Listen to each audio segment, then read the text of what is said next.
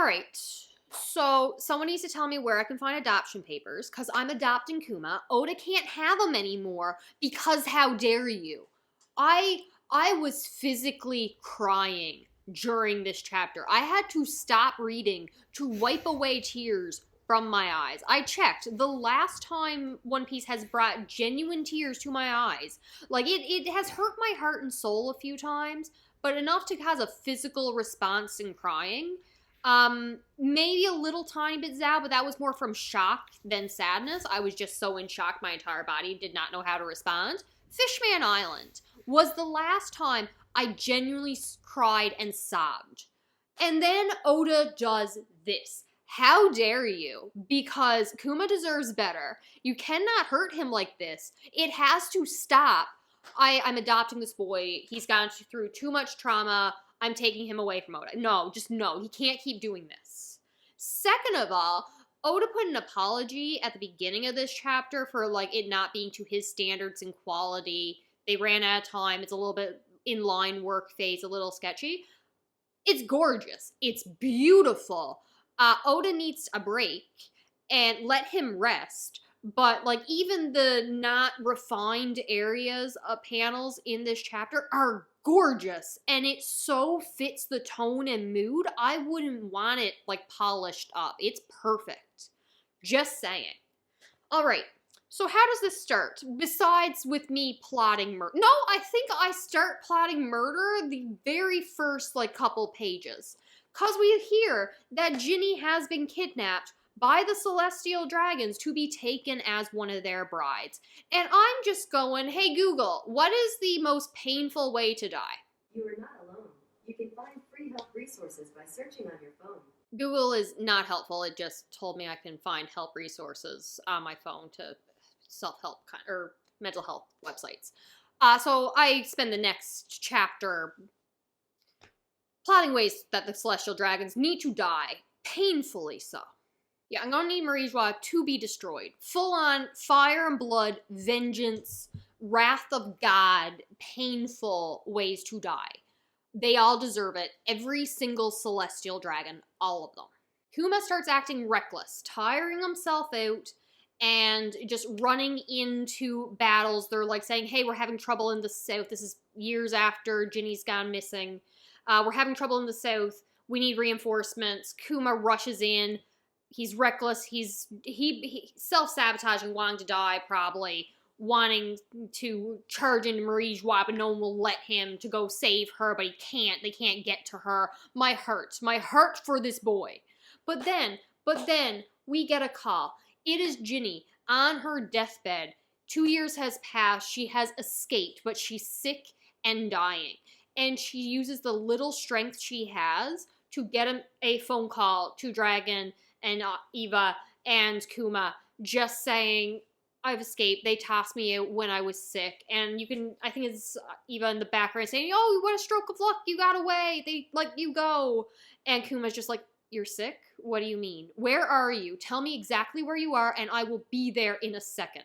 And she's like, it's too late. I want to see you guys one last time, but it's just, I can't. And I'm assuming she doesn't want them to see the state that she is in. But Kuma doesn't even hear her last words, which are, I love you. I have always loved you, and I always have, always will. My actual heart. Kuma rushes, saying there's only one place in the world she could be, so he makes it home to get to her, and finds her dead body in the church, holding the snail phone thing, and she's like covered in blue gems or scales or something, that the sun itself had been burning her away and exacerbating this disease that she had. And oh my god, my girl, the Celestial Dragons need to pay in the most painful way possible. And there you have all the citizens and people who loved her around, and they find this baby, and they explain to Kuma she used the last of her strength to brave the sea and the sun to get her child somewhere safe. I can't even.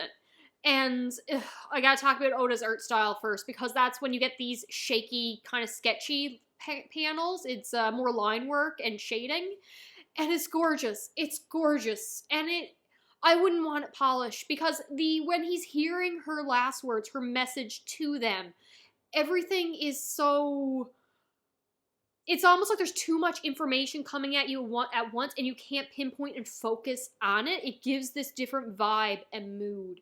It's like a ringing in your ears as you're trying to process, but nothing will come sharp into focus.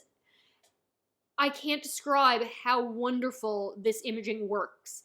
And then you have him in the church with the cross and the pews, and he's just holding this baby, and he is sobbing and crying, thinking about the flashbacks of when they were happy and how she said we should get married. Well, we can't. Why not? Wouldn't I make you happy? And he is utter sobbing. This is like my new favorite panel in the entire series. It's perfect, it's heartbreaking, it's so sad, and I love it. Oda has actually destroyed me again. I knew there were theories. There was people talking about how it made sense. It made sense given how the Celestial Dragons treated Bonney and Magma Bastard had captured her and how Saturn was talking about her for her to have like Celestial Dragon blood. And I figured maybe Ginny would end up being relationship to Celestial Dragons. But I've seen the theories of, oh, she's going to get taken by the Celestial Dragons and the father will actually be a Celestial Dragon. She'd been assaulted. And I'm like, it's a good theory. It makes sense for the story, but I can't see Oda putting that in the manga. Not because it hasn't been in the past, but it's been a bit more subtle, not by much. But, like, between Dressrosa and Amazon Lily, like, you know it happens, and even Sabade. But it hasn't been that explicit. It really has. But this is just worse, so much worse. I didn't want to think he would do it.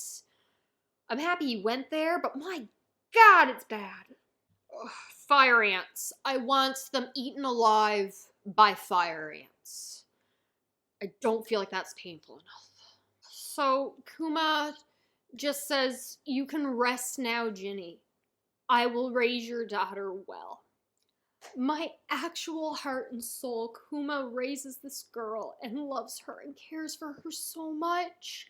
And the people of the town help him, like showing him how to hold the bottle and putting her in this like metal cage at night so he doesn't roll over on her. And they play together and they all love her. And when she first says daddy, and he is sobbing from pure happiness, and the people around her are just in love with her, thrown into the sun. I want every celestial dragon to be thrown into the goddamn sun for what they did to Ginny. I am so upset. I'm not even, I can't. I really wish I was faking this reaction. I really wish that. I wasn't too bad when I was reading it. I was crying, but I wasn't inconsolable. It's just mostly when I'm talking about what the tragedy of what this chapter was. My God, my heart and soul. Oh my God. I adore seeing the flashback part where it's Kuma fighting with the Revolutionary Army, and then it immediately cuts to him caring for Bonney. So it's using the pawpaw fruit, explosions, war, giving her a bath, getting her something to eat, training Sabo, more fighting with the Revolutionary Army, just going back and forth duality of his life as he's just single dad raising his daughter. Because she is his daughter, we'll hear nothing of the contrary. Oh, it's gorgeous, and I need every celestial dragon to die painfully. But then Kuma has to cover up all the windows of the church because Bonney has contracted the same disease as her mother. There's a little blue scale jewel thing on her cheek. And they're like, oh my God, call every doctor we can. We have to find a cure for this. Kuma has to leave the Revolutionary Army to continue caring for his daughter. One doctor comes in, are you sure it was sunlight that did this? Let's bring her in the sun and see if more appears. The hell you will. You will die with the celestial dragons. Another one comes in and says that, well, it's not the, I keep forgetting the name of it. It's the one that Law's family town had. It's not that, but we don't know what it is. And Kuma's just trying to find answers. Dragon's reaching out, trying to find answers. And eventually they do get this doctor to come to town and give it a name. And it's something Sapphire. Sapphire scale, which reminded me of Grayscale from A Song of Ice and Fire, skinned alive. I want every celestial dragon to be skinned alive. Can we find a Bolton in this universe, please? Because I will pay whatever the hell they want. So they call it sapphire scale, and essentially with sunlight, it'll cover your entire body and you will die from this. But it's not just the exposure to sun, it's a terminal illness on its own. So the doctor gives Bonney until the age of 10 to live. Before this, we see Bonney like in the church and kids coming and saying, "Oh, the vampire," and they try to fight her, or scare her off, like a ghost story. Go in to see the vampire, and she starts being very spirited as she fights them off and getting into trouble. And I love this girl so very much. Protect her at all cost. But then I'm just like, I was thinking, if she is a celestial dragon, why did they let her leave? And I'm thinking that when her mom ran away, first of all, I don't think she was really given the celestial dragons too much of a choice. When she saw an opportunity, she made a run for it. Whether or not they actually just tossed her out, who knows? But I'm thinking, even if they knew she was pregnant, they knew it would pass on to the child and the child would die. So it's like, even if it is a celestial dragon, it's tainted in some way, so they didn't really care that they were getting rid of one of their own. They need to die painfully. So I'm assuming something like that went on. But now Bonney is all upset because people are making fun of her, and she's like, "Are these blue scales really that weird? I didn't think they were that weird." And Kuma, being the best dad, just trying to cheer her up, is like, "Oh, scales? Don't you mean jewelry or jewels? Like, I think they're beautiful." And Bonnie's like, "Oh, don't you do? I like them too." And I'm wondering if that's where her name came from. And my heart, this girl needs to be protected. They're talking about going on trips in the future. That she wants to go to Sky Island, and she says because it's up in the sky and so close to the sun, maybe Nika's up there. Hint, hint, I'm assuming. Then she talks about wanting to go to Fishman Island, where one of the words are so hard when I'm upset. Poneglyphs were located but was stolen. So I'm wondering if that book specifically that Kuma has will have answers to the Void Sentry, to Nika, to the Poneglyphs, to the Rogue Poneglyphs, something. I'm thinking when Kuma gets to Egghead, there's going to be information in that book passed down from the Void Sentry that will kind of hint at where we need to go next for more information, what happened. I'm hoping. But the doctor explains that she has till the age of 10 and then she's going to die. Bonney mishears this and thinks that she'll be cured at the age of 10 and then she'll be free to leave the church and go out. And Kuma cannot lie to her. Well, he can lie to her. He cannot dash this bit of hope that she has. So he's just like, yeah, it'll be over when you're 10. So really, what he's saying is, I have till you're 10 years old to save your life. And I will find a way to do that. Which means he probably sells himself back into slavery to the celestial dragons, trading his humanity and soul and body for Bonney's life, whether it be, hey, do this and I will turn myself over to you. You can do whatever you want to me, but funnel research to save my child. He probably worked with Vegapunk to develop a cure to save her. I refuse to believe she's a clone. I will not do it. Like this is Ginny's daughter. I will not believe this is a clone.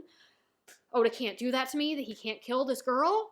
I'm assuming in the memory pop bubble, that's when when Bonney learned about what happened to her mother and who her biological father is. My actual heart and soul, if it's Shanks' father, I will need him to die painfully as well, along with every other celestial dragon. I'm assuming it's a different celestial dragon.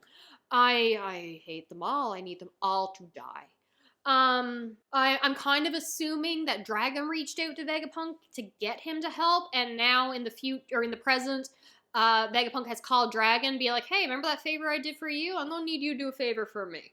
I don't know what's going to happen. I feel like a lot of pieces are going to start falling into place very rapidly, but at the end, Kuma is going to save his daughter. She is going to be fine.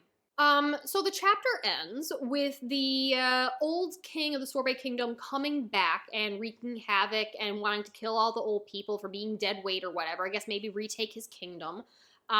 Kuma's going to end up becoming the new king, and somehow his reign will be combined by the government propaganda nonsense, so people will think he was the tyrant king or something. And then it just ends with me plotting the murder of every celestial dragon.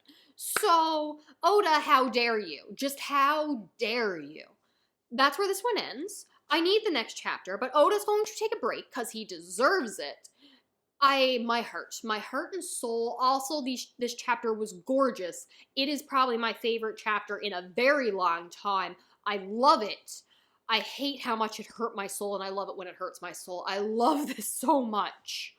Oh my god, Oda has done it again.